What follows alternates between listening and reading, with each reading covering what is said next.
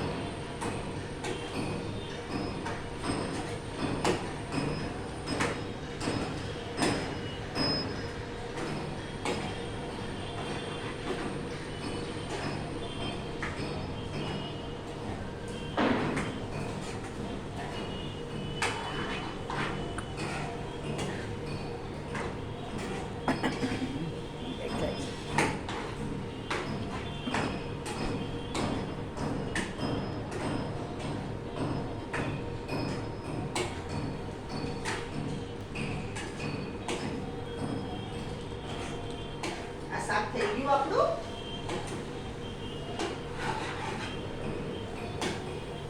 ચણાનો લોટ કાચો ન રહેવો જોઈએ.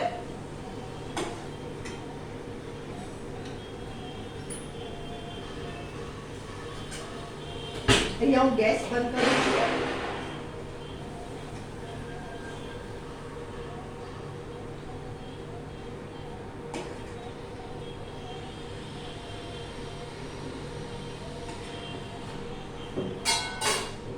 ફ્રેન્ડ્સ, આ છે આજની આપણી રેસીપી કેલાનું શાક. અગર તમને મારી રેસીપી પસંદ આવે તો પ્લીઝ મારી વિડીયોને લાઈક કરો, શેર કરો, મારી ચેનલને જરૂર સબસ્ક્રાઈબ કરો અને તમે બી આ રેસીપી ટ્રાય કરો.